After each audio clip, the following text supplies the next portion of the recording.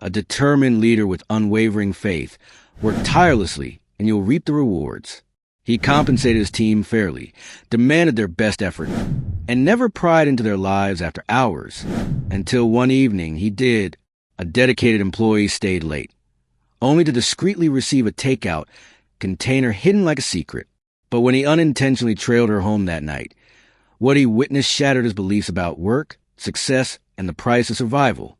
For the first time in his life, he doubted if hard work alone was sufficient. Victor Lane had built his empire from scratch. He didn't inherit riches, had no safety net, and relied solely on hard work, sleepless nights, and an unshakable belief that discipline was a cornerstone of success. Lane Logistics, his brainchild, began as a one-man trucking operation in Chicago, and over the years, it grew into a powerhouse in the industry, with fleets spanning the nation. People respected him, even feared him. He was known as a man who never missed a deadline, who pushed his employees hard but paid them well. If you worked at Lane Logistics, you worked to win. That was a rule. That was the only way. But even a man like Victor, with all his convictions, had blind spots. That night, as he sat in his glass-walled office, reviewing the quarter's performance metrics, something outside caught his eye. The building had mostly emptied by then. Only the cleaning crew remained, making their rounds. Yet, in the dim glow of the break room down the hall, a figure lingered. Claire Bennett. He knew her, though not personally. She was one of those employees who never caused a fuss, never slacked off, never needed a second reminder. If there was overtime available, she took it. If shifts needed coverage, she was there. The kind of worker every employer wanted. The kind who didn't ask for favors, which was why what he saw next didn't sit right with him. Claire stood near the food counter, her posture uncertain, shifting her weight from one foot to the other, as if debating whether she should even be there. The cafeteria had closed hours ago, yet she approached the cook, a man Victor barely knew but recognized from the few times he grabbed a late-night coffee. Their conversation was brief, hushed, too quiet for Victor to hear, but the way the cook's brows knitted together, the way he hesitated before finally reaching under the counter for a takeout container, told Victor all he needed to know. Claire's shoulders dropped in what looked like relief as she murmured a thank you, quickly stuffing the container into her oversized tote bag before glancing around, checking to see if anyone had noticed. Then she turned, walking briskly toward the exit, head down, pace hurried but deliberate. Victor leaned back in his chair, fingers tented in front of him, staring at the now empty cafeteria. He wasn't the type of boss who meddled in his employees' personal lives. That wasn't how he ran things. You worked hard, you got paid. Simple as that. But Claire worked more than most. She pulled double shifts, sometimes even triple. If anyone should have been able to afford a meal, it was her. So why did she have to ask for one? The thought gnawed at him, unsettling in a way he couldn't explain. Maybe it was nothing. Maybe she just forgot her wallet. Maybe she was saving money for something bigger. Maybe it wasn't his problem. Yet, as he turned back to his reports, the numbers on the screen blurred, meaningless. The only thing his mind fixated on was that single image, Claire, stuffing a takeout container into her bag like it was something she wasn't supposed to have. And what if there was more to it? Victor was an impulsive man. He didn't make decisions based on fleeting emotions, but as he stood, rolling his sleeves up, his feet moved before his logic could stop them.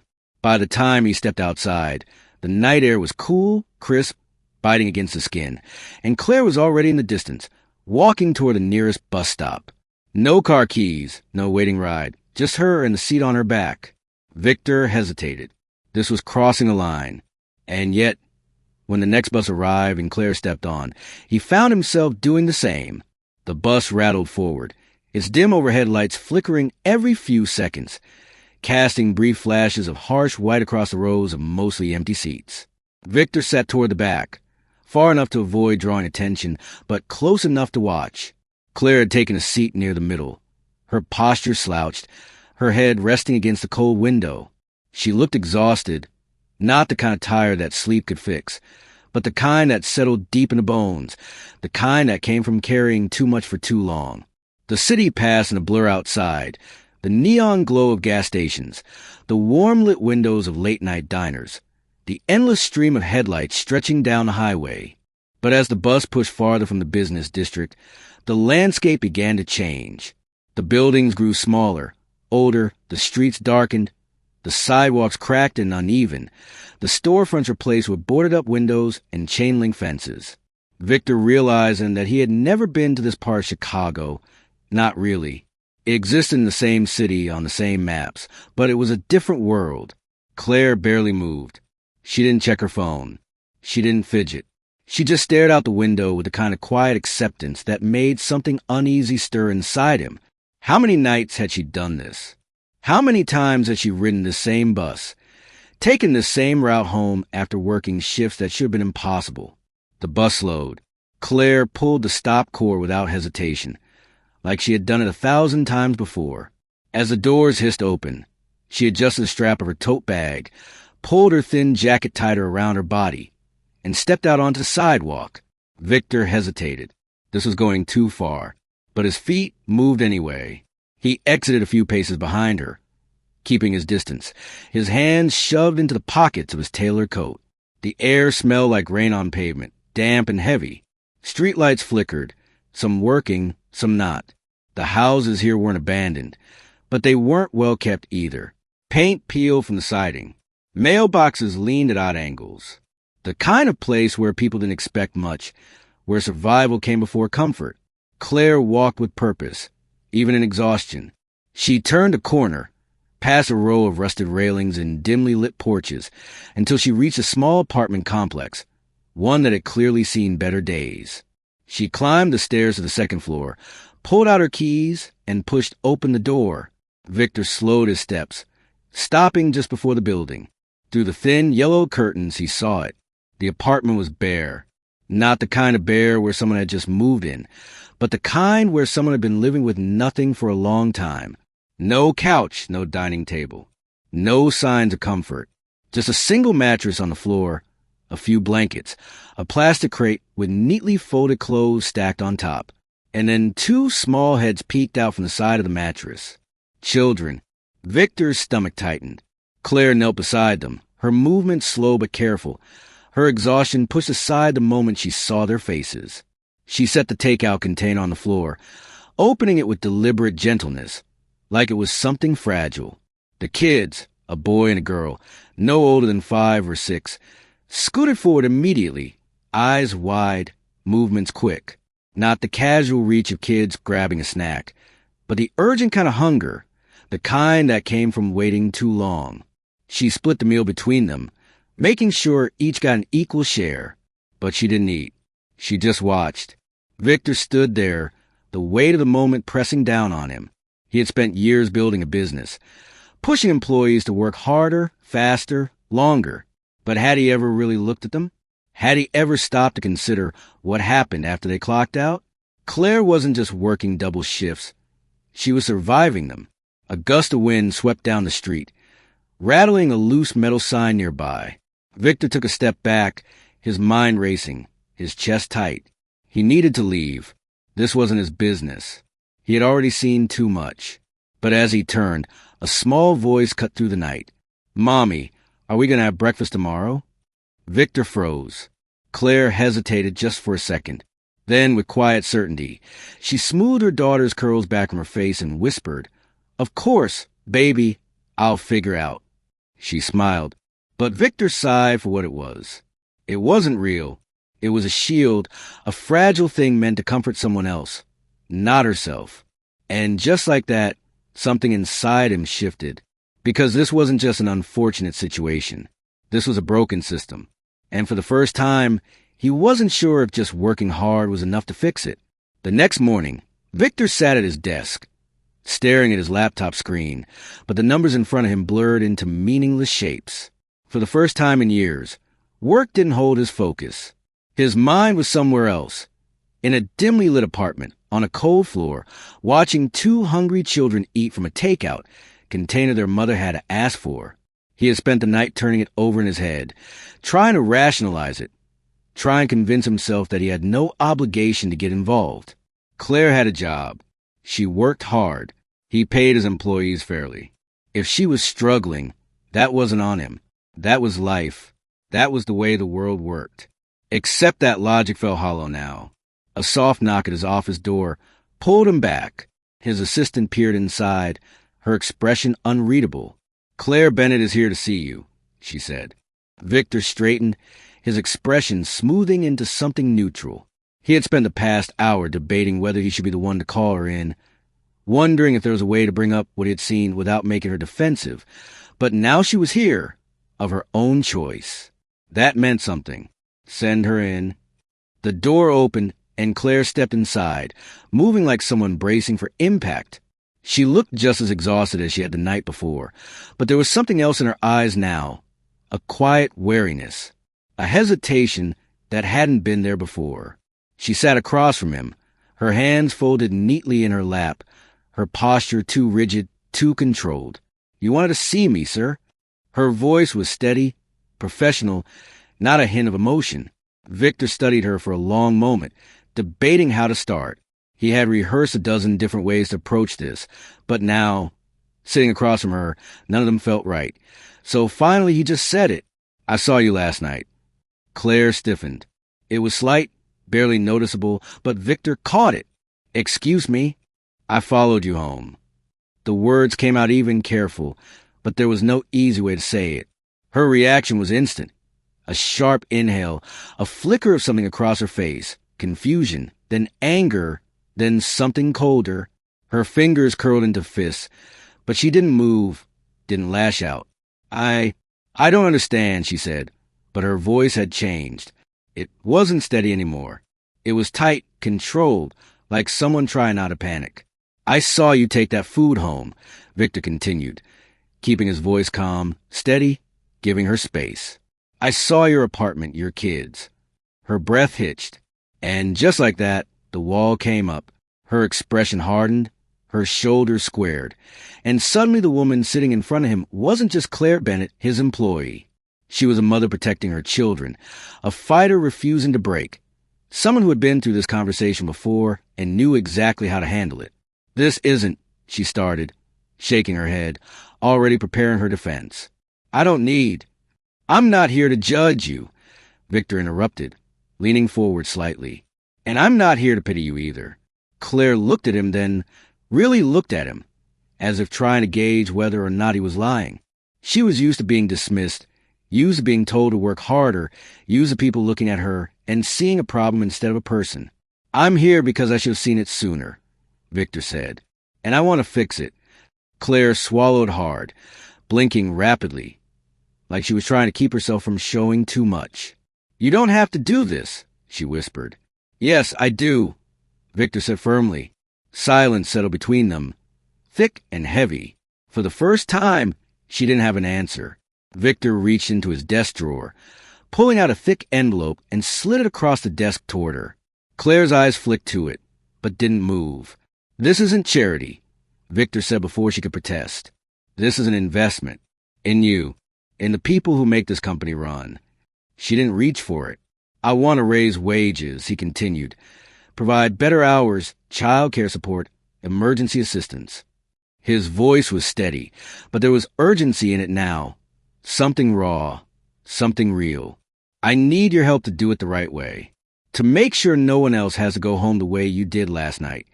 Claire's lips parted, but no words came out. Her fingers hovered over the envelope, then drew back as if burned. "Why?" she finally asked. It wasn't accusing. It wasn't doubtful. It was just tired. Victor exhaled. "Because I built this company," he said, "and I let people fall through the cracks. I refuse to let that happen again." Claire stared at him for a long moment. Then, slowly, she reached forward, her fingers grazing the envelope before gripping it tightly. Tears welled in her eyes, but she blinked them back.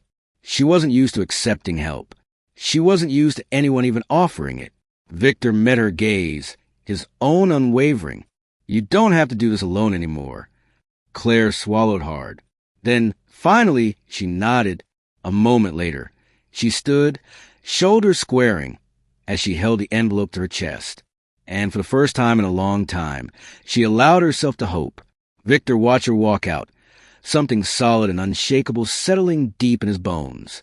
This wasn't just about fixing a company. This was about changing lives. And he was just getting started. The door clicked shut behind Claire, leaving Victor alone in the silence of his office. He exhaled slow and steady, his hands pressed flat against the desk as he stared at the space where she had just been. Something inside him felt different, something heavy, something permanent. There was no going back from this. The realization sat deep in his chest, heavier than he expected. He had spent years believing that hard work was the answer to everything, that success was a simple equation. Effort in, results out. But last night had cracked that belief wide open. Claire had done everything right. She worked more than most. She never asked for help. And still, she had to beg for a meal. That wasn't failure on her part. That was failure on his. Victor let out a sharp breath, pushing back from his desk. His office, once a symbol of everything he had built, suddenly felt suffocating. He needed action, a plan, a solution. His fingers moved on instinct, dialing a number he rarely used. The call barely rang before a sharp, professional voice answered. Victor? Lisa Carter, his chief financial officer, greeted, her tone clipped. Didn't expect to hear from you before our board meeting next week. What's on your mind? Victor didn't hesitate. I need to talk payroll, benefits, emergency assistance programs, and I need to talk about it today. There was a pause on the line, then a low exhale. You're not the type to make impulsive decisions, Victor, Lisa said carefully. What happened? Victor's jaw clenched. He wasn't sure he could explain it. The weight in his chest, the way Claire's quiet exhaustion had settled in his mind like a splinter that wouldn't budge. But he had built this company with Lisa from the ground up. If there was anyone who would understand, it was her. Let's just say I finally saw something I should have seen a long time ago. Another pause. Then the sound of keys clicking on a keyboard. All right, Victor. Tell me what you're thinking. Victor inhaled deeply, forcing his thoughts into something structured, something real. We need to raise wages, he started, his voice firm. I don't care how we do it, but we need to make it happen. And not just a couple of cents to keep up with inflation. I mean something real, something that actually changes lives. Lisa let out a low hum, the kind that told him she was already running numbers in her head. That's a big shift, Victor. We've got investors watching margins. There's going to be pushback. Let them push, Victor said. We're a logistics company, Lisa. We move product. We keep the supply chain alive. And the only reason we do it so damn well is because of the people on the ground. The ones in the warehouses, the ones in the trucks, the ones who pull 16-hour shifts without complaint. I built this company on the belief that hard work pays off. But what if it doesn't? What if we're taking more than we're giving? Lisa didn't respond right away. When she finally spoke, her voice had shifted, no longer skeptical but thoughtful, calculating. Okay, you're serious about this. Dead serious. Another pause, then more typing. All right, Lisa said. Then let's do it. We'll start with the numbers. I'll put together models on wage increases, see where we can shift funds without gutting the bottom line. You want to talk benefits, too? Yes, Victor said immediately. Child care assistance, emergency support, maybe even tuition help for people who want to move up. I don't want Band-Aid fixes. Lisa, I want long-term solutions. Lisa let out a quiet laugh. Not mocking, but surprised, maybe even impressed. Well, damn. Looks like somebody had a wake-up call. Victor rubbed a hand over his jaw, exhaling through his nose. Yeah, something like that.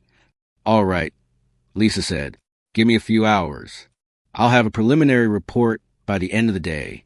But, Victor, if we do this, you know it's going to be a fight, right? The board, the investors, even some of the managers, they're not all going to be on your side. Victor's grip tightened around his phone.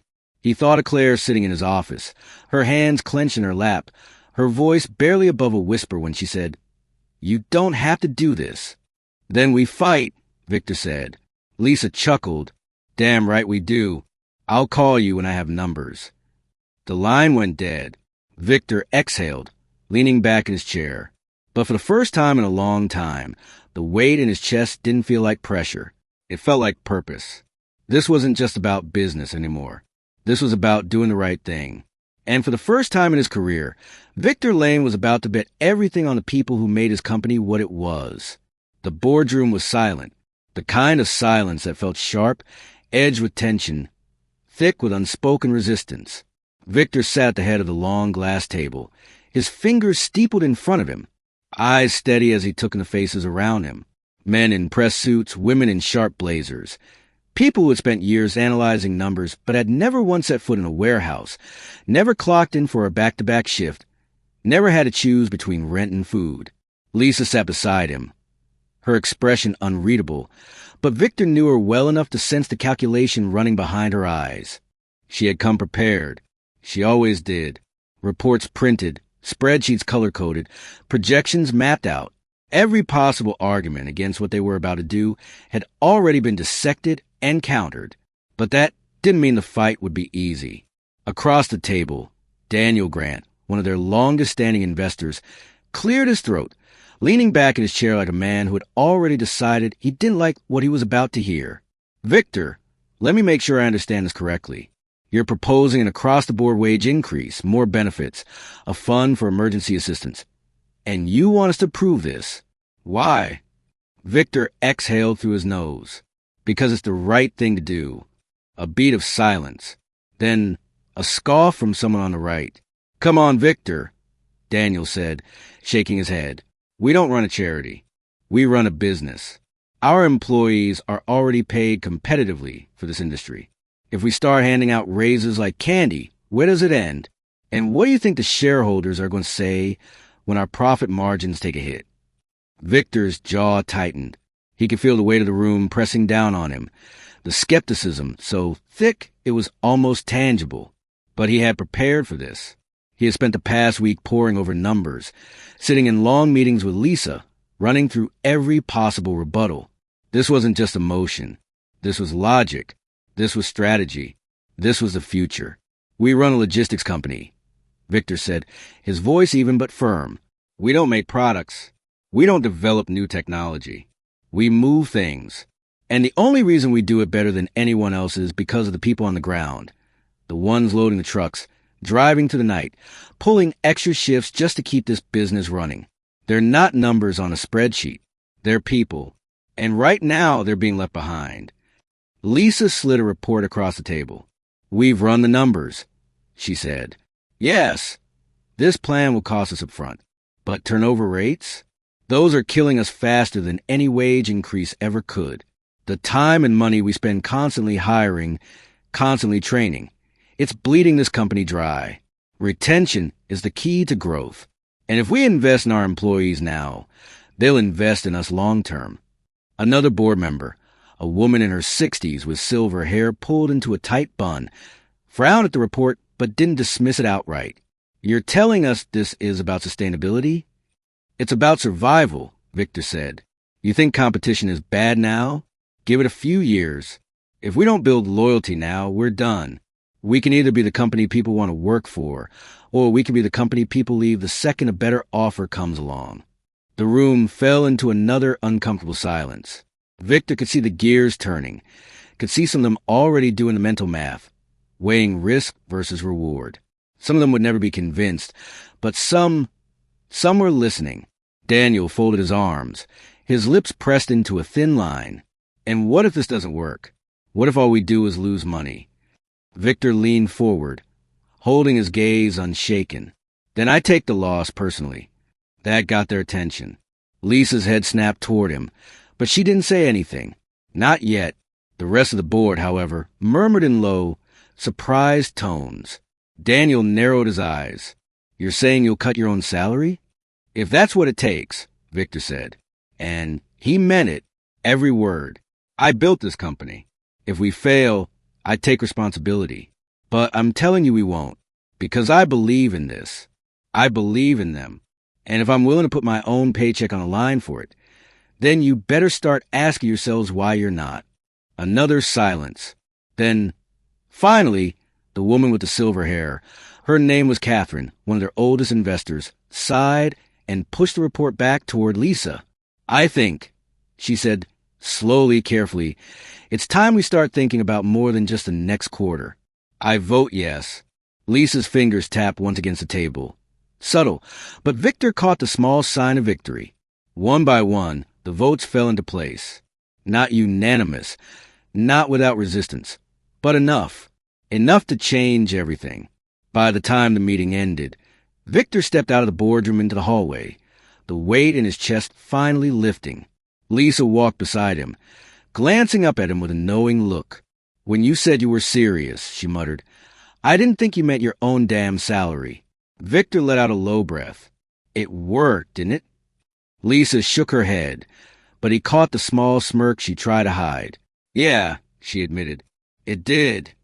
They stopped near the elevators, the hum of the office filling the space around them. Outside the glass walls, employees moved through their day, loading shipments, answering calls, keeping the company alive in ways the board would never fully understand. Victor looked out over them, his jaw set, his convictions solid. It wasn't just about one woman anymore. It wasn't just about Claire. It was about all of them. Every worker who had ever pulled a double shift, every driver who had ever missed a holiday, every person who had ever worked themselves into ground just to scrape by. For years, he had believed in hard work. He still did. But now, he believed in something more. "All right," Lisa said, crossing her arms. "Now that we got approval, who's telling the employees?" Victor exhaled, rolling his shoulders back. "I am." Lisa raised a brow. "You sure? This is going to be a shock." "Yeah," Victor said, nodding, already stepping forward, already ready for the fight ahead. "And I want them to hear it from me." Join us to share meaningful stories by hitting the like and subscribe buttons. Don't forget to turn on the notification bell to start your day with profound lessons and heartfelt empathy.